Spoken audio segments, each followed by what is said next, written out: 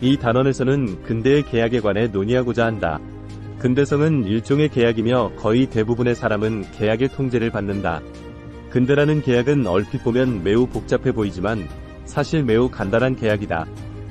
인간은 힘을 가지는 대가로 의미를 포기하는 데 동의한다는 것이다. 근대 이전까지 대부분의 문화는 인간이 우주적 규모의 장대한 계획 안에서 한 역할을 맡는다고 믿었다. 그 계획은 인류가 바꿀 수 없으며 인간의 삶에 의미를 부여했지만 인간의 힘을 제약하기도 했다. 때문에 힘을 포기하는 대가로 자신들의 삶이 의미를 얻는다고 믿었다. 전쟁, 역병, 가뭄 등 끔찍한 일들이 일어나도 그 일들은 어떠한 목적이 있기 때문에 일어나는 것이며 결국에는 좋은 일일 것이라고 믿었다. 그저 일어날 일들이 차례로 일어날 뿐이다. 근대 이후의 세계는 목적을 믿지 않고 오직 원인만을 믿는다. 이처럼 모든 일이 정해진 계획이나 목적 없이 일어난다면 인간 역시 예정된 역할을 고수할 이유가 없다. 우리를 구속하는 것은 우리 자신의 무지뿐이다. 이렇듯 근대라는 계약은 인간에게 굉장한 유혹인 동시에 무지막지한 위협이다. 실질적인 견지에서 보면 근대 이후의 삶은 의미가 사라져버린 우주 안에서 끊임없이 힘을 추구하는 과정이다. 근대 이후 문화는 역사상 가장 위력적이며 쉼없이 조사하고 발명하고 발견하고 성장한다. 동시에 과거의 그 어떤 문화보다 큰 존재론적 불안에 시달린다. 힘을 계속 추구하게 하는 동력은 과학의 진보와 경제 성장의 동맹이다. 대부분의 역사에서 과학은 굼벵이 같은 속도로 진보했고 경제는 얼어붙어 있었다. 인구가 점진적으로 증가하면서 생산도 늘어났고 산발적으로 일어난 과학적 발전이 가끔씩 1인당 성장률을 높여주었지만 이 과정은 전반적으로 매우 더뎠다. 전근대 시대 사람들의 머릿속에는 성장이라는 개념이 아예 없었다. 왕자, 성직자, 농부 모두 인간의 생산은 일정하고 따라서 부자가 되는 방법은 남의 것을 약탈하는 것뿐이며 그들의 다음 세대도 더 나은 생활 수준을 누리지 못할 거라고 생각했다. 이런 경제적 정체의 한 가지 큰 원인은 새로운 사업을 위한 자금 조달이 어려웠기 때문이다. 자금 조달이 어려웠던 이유는 그 시절에는 신용거래가 거의 없었기 때문이며 사람들이 성장을 믿지 않았던 이유는 경제가 정체되어 있었기 때문이다. 따라서 정체가 계속된 것이다. 근대에 이르러 마침내 이 악순환이 끊겼다. 미래에 대한 신뢰가 커지고 그에 따라 신용거래가 시작된 덕분이었다. 대출 또는 투자가 이에 해당한다. 전근대 시대 사람들이 미래의 성장을 별로 믿지 않았던 것은 그들이 어리석어서가 아니라 성장이라는 개념이 우리의 육감, 진화적 유산, 세상 돌아가는 방식과 모순되기 때문이었다.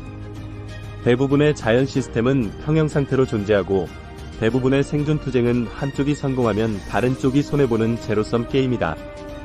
자연에 존재하는 가장 유명한 채권자는 흡혈박쥐이다. 이 박쥐들은 수천 마리씩 모여 살고 매일 밥 먹이를 찾아 나서고 잠든 새나 포유류의 털가죽을 약간 절개해 피를 빨아먹는다. 하지만 모든 흡혈박쥐가 매일 먹이를 찾는 데 성공하지는 못하기 때문에 이런 불확실한 삶에 대처하기 위해 서로 피를 빌려준다.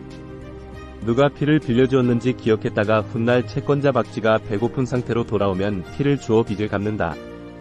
하지만 은행가들과 달리 흡혈박쥐들은 이자를 매기지 않는다. 피를 생산하는 것은 다른 동물들이므로 흡혈박쥐들은 생산량을 늘릴 방법이 없다.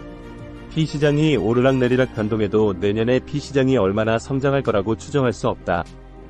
따라서 흡혈박쥐들은 성장을 믿지 않고 수백만 년 동안의 진화 과정에서 인간도 흡혈박쥐와 비슷한 조건에서 살았다. 그래서 인간에게도 성장을 믿는다는 것은 어려운 일이다.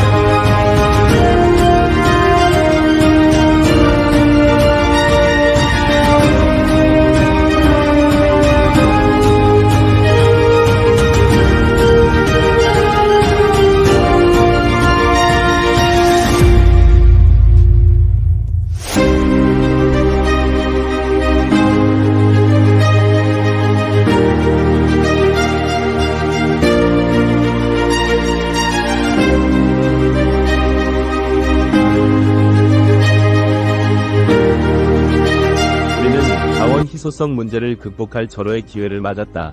현대 경제가 가장 두려워하는 생태계 붕괴는 경제 파탄, 정치 불안, 삶의 척도 하락을 초래해 결국 인간 문명의 존재 자체를 위협할 것이다. 인류는 이중의 경주에 내몰려 있다. 한편으로는 과학 진보와 경제 성장의 속도를 높여야 한다는 강박에 시달린다.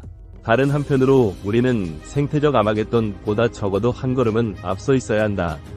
해가 갈수록 이런 이중의 경주를 해내기가 어려워진다. 수백 년 동안 인류가 생태적 파국을 맞지 않고 경제 성장을 잘해왔지만 앞으로도 성공한다는 보장은 없다. 또한 우리는 생태계의 파국이 인간에게 미치는 영향이 계급마다 다를 거라는 점도 걱정해야 한다. 대부분의 학자들과 점점 더 많은 정치인들이 지구온난화의 현실과 그 위험성을 알아차리고 있다. 하지만 그런 인식이 우리의 실제 행동을 유의미하게 바꾸진 않았고, 인류는 그런 재앙을 멈추는 데 필요한 진지한 경제, 사회, 정치적 희생을 할 의향이 없다. 매년 거듭해 온실가스 배출량은 증가하고 있고, 이를 막자는 목표는 계속해서 다음 세대로 미뤄지고 있다. 그들이 계속해서 미루는 이유는 그 미래가 본인들 개인의 미래가 아니라고 생각하기 때문이다. 그러나 이런 믿음은 현재 인류의 미래는 물론 지구 생태계 전체의 미래를 위협하는 가장 큰 위험 중 하나이다. 설령 우리가 경제 붕괴와 생태계 붕괴를 둘 다 막아낸다 해도 경주 자체가 엄청난 문제들을 일으킨다. 우선 개개인은 언제나 더 많은 일을 하고 더 많이 생산해야 한다는 압박에 시달린다. 또한 이 경주가 집단 수준에서 나타난 것이 바로 계속되는 격변이다. 예전과 달리 오늘날은 세대가 바뀔 때마다 구세계를 파괴하고 그 자리에 새로운 세계를 건설한다. 따라서 현대 세계는 개인과 집단이 경주로 인한 긴장과 혼돈에도 불구하고 경주를 그만두지 않도록 열심히 노력할 필요가 있다. 그러기 위해 현대 세계는 성장을 지구의 가치로 떠받들고 우리는 그것을 위해 모든 희생과 위험을 감수한다. 수천 년 동안 사회는 사회 화합을 위해 개인의 욕망을 제어해야 했다. 그러나 근대에서는 인간 집단에게 평형 상태가 혼돈보다 훨씬 더 무섭고 탐욕은 성장의 원동력이므로 선한 힘이라는 확신을 불어넣었다. 그 결과 생겨난 불안을 자유시장 자본주의가 달래주었다. 자본주의는 무슨 일이 일어나고 있는지, 우리가 어디로 질주하고 있는지 아무도 알지 못하는 가운데 비약적으로 성장하는 탐욕과 혼돈의 시스템을 신성화했다.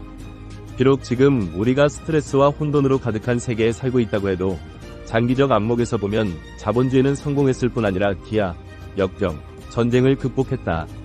이렇듯 근대 계약은 우리에게 전례 없는 힘을 약속했고 그 약속은 지금까지 지켜졌다. 이에 대한 대가는 의미 없는 삶이었지만 우리 인류는 그 어느 때보다 막강할 뿐 아니라 평화롭고 협력적이다. 이럴 수 있었던 이유를 자본주의자들은 시장에 보이지 않는 손에 모든 공을 돌리지만 시장에 보이지 않는 손은 볼 수 없어서 혼자서는 절대로 인간 사회를 구할 수 없다. 근대 사회를 붕괴해서 구한 것은 수요 공급의 법칙이 아니라 새롭게 떠오르는 혁명적 종교인 인본주의였다.